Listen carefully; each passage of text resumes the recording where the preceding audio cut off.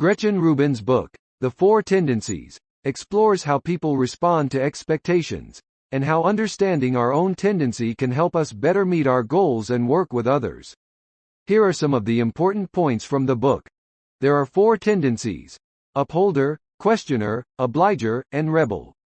Each tendency describes how a person responds to both inner and outer expectations. Upholders respond readily to both outer expectations, like deadlines, and inner expectations, like personal goals. They thrive on routine and meeting expectations, but can sometimes struggle to be flexible. Questioners question all expectations, and will only meet them if they believe they make sense. They are often driven by data and reasoning, and can sometimes seem resistant to change. Obligers respond readily to outer expectations, but struggle to meet inner expectations. They often put others before themselves and may need external accountability to meet their goals. Rebels resist all expectations, both inner and outer. They value their freedom and often need to feel in control of their choices and actions. Understanding your own tendency can help you create strategies to meet your goals more effectively. For example, an obliger might benefit from finding an accountability partner or joining a group to help them stay on track. Knowing other people's tendencies can also help you work with them more effectively. For example, a questioner might respond well to being presented with data and reasoning, while a rebel might need to feel like they have autonomy in their choices. The book also explores how tendencies can change over time, and how certain life events, like having children or going through a major life change, can affect our tendency. Rubin emphasizes that there are no good or bad tendencies. Each has strengths and weaknesses. The key is to understand your own tendency and work with it rather than against it. The book provides quizzes and exercises to help readers identify their own tendency, and offers detailed descriptions and case studies of each tendency. Rubin also explores how tendencies can affect various aspects of life, including work, relationships, health, and habits. For example, a questioner might struggle with following a strict diet unless they understand the reasoning behind it. The book emphasizes the importance of communication and understanding between people with different tendencies. For example, an upholder might not understand why an obliger has trouble saying no, while an obliger might feel resentful if an upholder doesn't take their needs into account. The book also offers guidance for parents, teachers, and managers on how to work with people with different tendencies. For example, a teacher might need to present material in different ways depending on whether their students are mostly questioners or rebels. Finally, the book includes a section on how to use the knowledge of tendencies to make positive changes in the world. For example, Rubin suggests that understanding different tendencies can help people create more effective public policies and social movements. One of the key takeaways from the book is that the way we respond to expectations is largely hardwired, and not something that can easily be changed. Therefore, it's important to find strategies that work with our natural tendency, rather than trying to fight against it. The book offers specific tips and suggestions for each tendency. For example, an obliger might benefit from creating external accountability by working with a coach or using an app that sends reminders. The book also highlights the importance of understanding our values and priorities, as these can help us stay motivated and focused. For example, an upholder might be motivated by a desire to meet their own high standards, while an obliger might be motivated by a desire to help others. The book emphasizes that while our tendency is a major part of our personality, it's not the only factor that affects our behavior. Other factors, such as our upbringing, environment, and culture, can also play a role. Rubin acknowledges that there are some limitations to the four tendencies framework, and that not everyone will fit neatly into one of the four categories. However, she argues that the framework can still be useful for understanding ourselves and others, even if we don't fit perfectly into one category. Finally, the book encourages readers to embrace their tendency and use it as a tool for personal growth and development. By understanding our natural tendencies and finding strategies that work for us, we can become more productive, happier, and more fulfilled.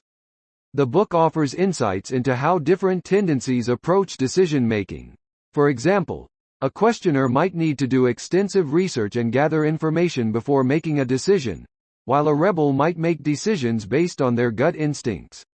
Rubin also explores how our tendency can affect our approach to habit formation. For example, an upholder might be able to establish habits easily and stick to them, while an obliger might need external accountability to maintain a habit. The book provides guidance on how to identify and address common challenges that arise from each tendency. For example, an upholder might struggle with delegation, while an obliger might struggle with burnout. The book emphasizes that understanding our own tendency can help us build self-awareness and self-acceptance. By recognizing our natural strengths and weaknesses, we can learn to be more compassionate and forgiving towards ourselves. The book offers guidance on how to create an environment that supports our natural tendency. For example, a rebel might benefit from having a flexible schedule and plenty of autonomy, while an obliger might benefit from having clear expectations and external accountability. The book also explores how tendencies can affect our relationships with others. For example, an upholder might clash with a rebel who resists all expectations, while an obliger might feel overwhelmed by a questioner who constantly questions their decisions. Finally, the book emphasizes the importance of understanding that people's tendencies can change over time, and that we can learn to adapt to different situations and expectations. The book offers guidance on how to use our tendency to improve our communication skills. For example, an upholder might benefit from being more flexible and adaptable when working with others, while a rebel might need to learn to communicate their needs more effectively.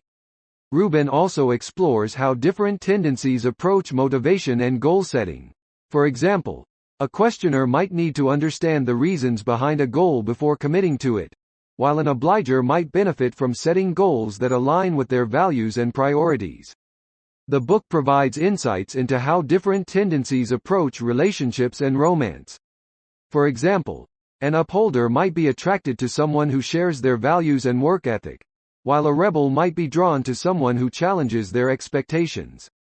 The book emphasizes that our tendency is not an excuse for our behavior, and that we still have the power to make choices and take responsibility for our actions. The book also offers guidance on how to work effectively with people who have different tendencies. For example, a manager might need to adjust their leadership style depending on the tendencies of their team members.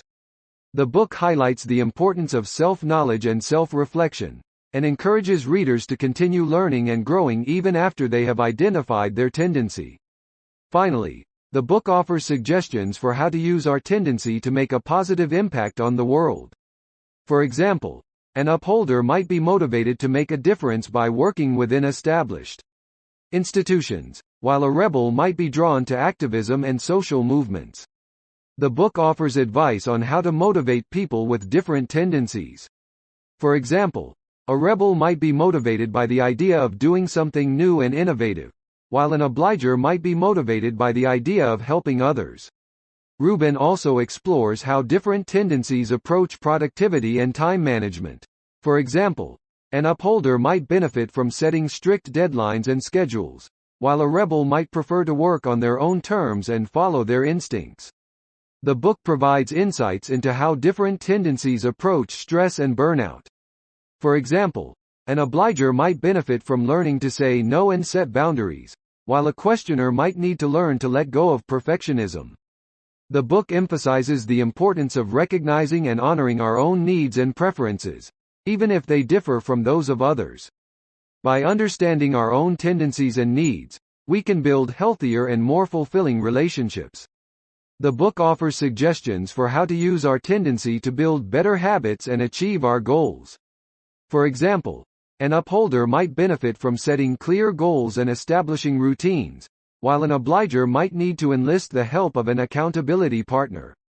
Finally, the book encourages readers to approach their tendency with a sense of curiosity and openness.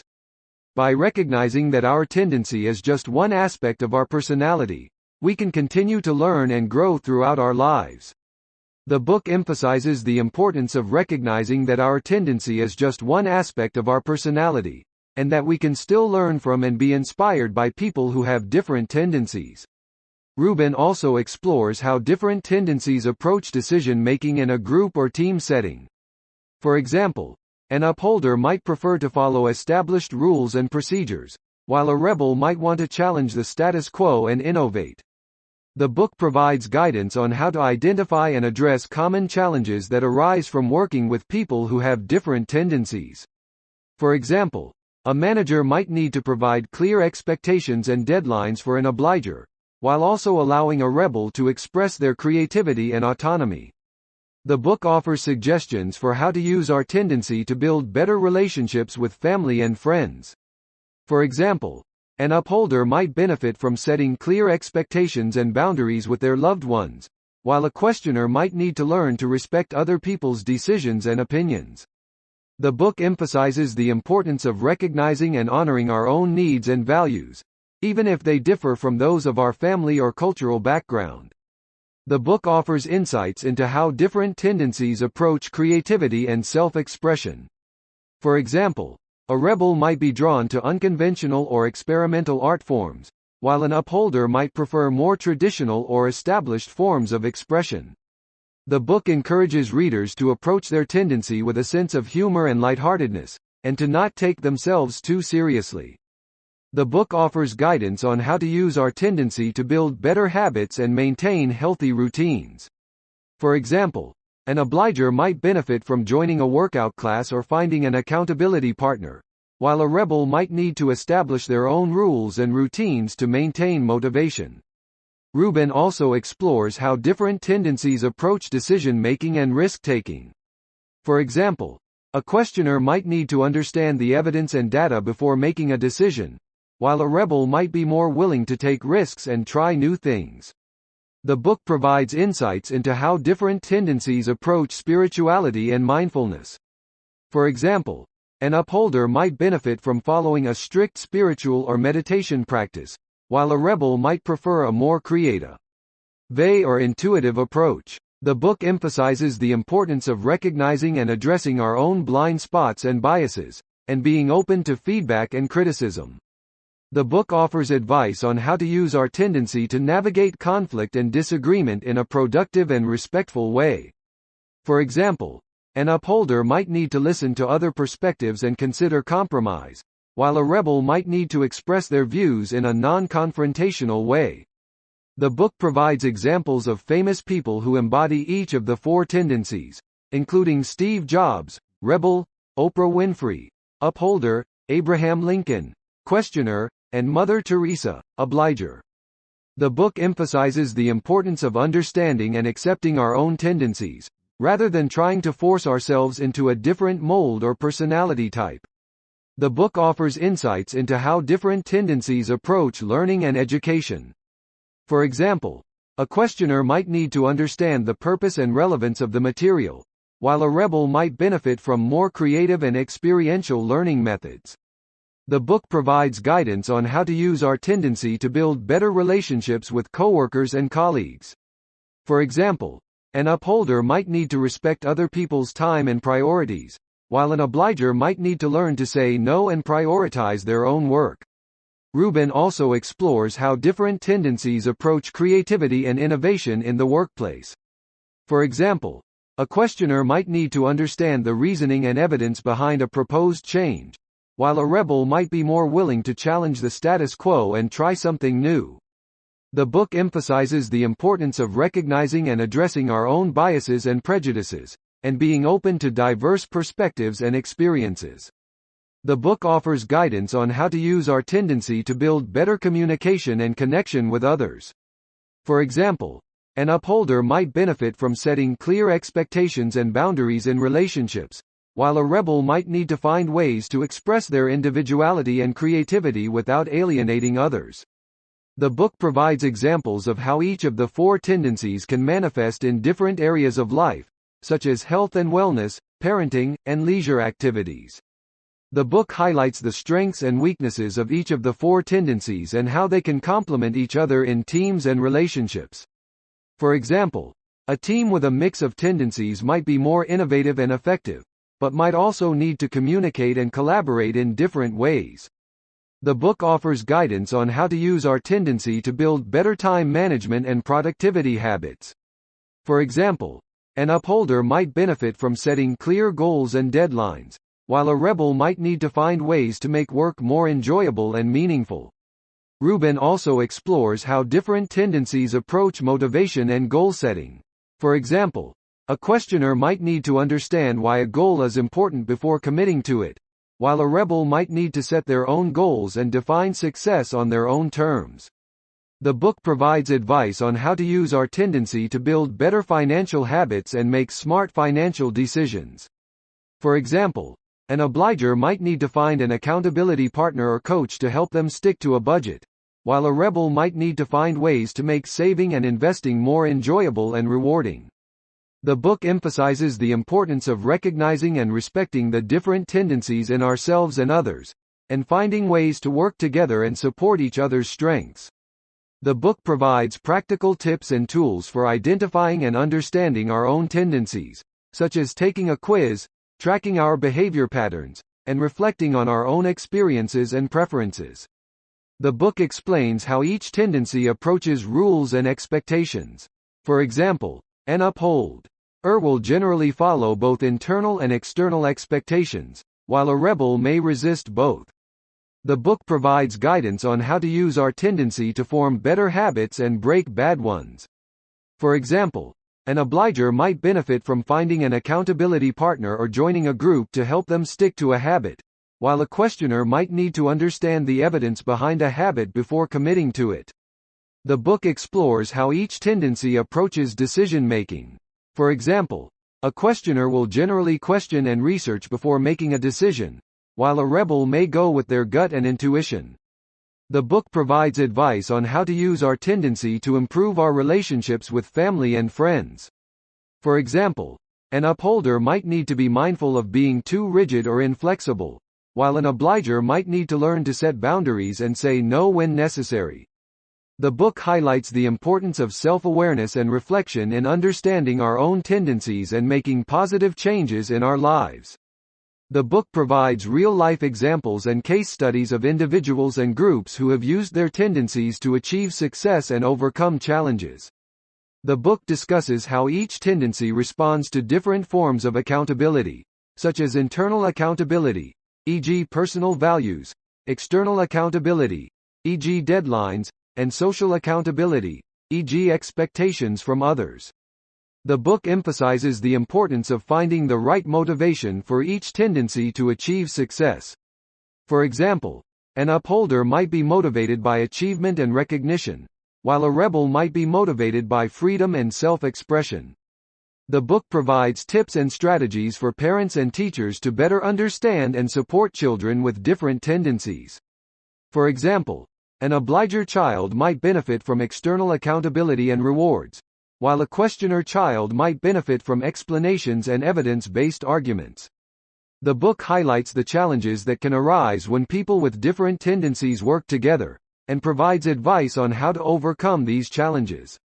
For example, an obliger might need to learn to say no and prioritize their own work, while a questioner might need to understand that not all decisions can be based on evidence. The book explores how each tendency approaches self-improvement and personal growth. For example, an upholder might benefit from setting clear goals and deadlines for self-improvement, while a rebel might need to find ways to make self-improvement more enjoyable and fulfilling. The book provides advice on how to use our tendency to form better habits and routines, such as finding ways to make them more enjoyable or meaningful. The book explains how each tendency approaches productivity and work. For example, an upholder might benefit from clear expectations and deadlines, while a rebel might need more autonomy and creativity in their work. The book explores how each tendency approaches habits related to health and wellness, such as exercise and diet. For example, a questioner might need to understand the scientific evidence behind different health practices before adopting them, while an obliger might benefit from accountability and support from a group or coach. The book provides guidance on how to use our tendency to manage stress and anxiety. For example, a rebel might need to find ways to incorporate self-expression and creativity into stress management techniques, while an obliger might benefit from seeking external accountability and support. The book highlights the importance of empathy and understanding when working with people with different tendencies. By recognizing and respecting each other's tendencies, we can create more harmonious and productive relationships. The book provides examples of how businesses and organizations can use the 4 Tendencies framework to improve team dynamics and productivity. For example, understanding each team member's tendency can help managers assign tasks and provide feedback in a way that resonates with each individual. The book offers advice on how to use the 4 Tendencies framework to create a happier and more fulfilling life, such as finding ways to align our habits and routines with our values and priorities. The book discusses how each tendency approaches decision-making, and provides tips for making better decisions based on each tendency's strengths and weaknesses. For example, a questioner might benefit from seeking out more information before making a decision, while a rebel might need to find ways to make decisions more exciting and personally meaningful. The book emphasizes the importance of self-awareness and self-acceptance in working with our natural tendencies. By recognizing and accepting our own tendencies, we can better understand our strengths and weaknesses and work to improve ourselves. The book provides examples of how different tendencies can work together to create more effective and harmonious relationships. For example, an upholder and a rebel might complement each other well in a creative project, with the upholder providing structure and organization and the rebel providing innovation and outside-the-box thinking. The book explores how each tendency approaches change and adaptability, and provides guidance on how to use our natural tendencies to manage change more effectively. For example, an obliger might benefit from finding external accountability and support during times of change, while a questioner might need to find ways to make sense of the reasons behind the change. The book highlights the importance of respecting and valuing our own natural tendencies, as well as the tendencies of others. By recognizing and accepting our own tendencies, we can find ways to work with them and find greater success and fulfillment in our lives. The book provides insights into how our natural tendencies might affect our relationships with others, and offers advice on how to navigate these relationships more effectively. For example, a rebel might need to find ways to communicate their needs and desires more effectively in a relationship, while an upholder might need to learn to be more flexible and adaptable. The book provides guidance on how to use our natural tendencies to set and achieve goals more effectively. For example, an obliger might benefit from finding ways to create external accountability to help them stick to their goals, while a questioner might need to understand the reasoning behind a goal in order to fully commit to it. The book explains how our natural tendencies can affect our communication styles, and provides tips for communicating more effectively based on each tendency. For example, a rebel might respond better to open-ended questions and invitations rather than strict instructions, while an upholder might prefer direct and specific communication. The book explores how our natural tendencies can affect our motivation levels, and offers advice on how to stay motivated based on each tendency's strengths and weaknesses. For example, a questioner might need to understand the reasons behind a task in order to feel motivated to complete it, while an obliger might need to find external accountability to stay motivated. The book emphasizes the importance of finding ways to use our natural tendencies to create habits that align with our values and priorities. By understanding and working with our tendencies, we can create habits that are sustainable and meaningful for us. The book offers insights into how our natural tendencies might affect our parenting styles, and provides guidance on how to work with our children's tendencies in order to create more harmonious and effective parent-child relationships. The book highlights the importance of being aware of our own tendencies in order to avoid negative patterns and behaviors. By recognizing our tendencies and being mindful of how they affect our thoughts and actions, we can work to overcome negative patterns and create healthier habits and behaviors. Overall, The 4 Tendencies offers a wealth of insights and advice on how to better understand and work with our natural tendencies. By recognizing and accepting our own tendencies, and those of others, we can create more harmonious and productive relationships, and achieve greater success and happiness in all areas of our lives.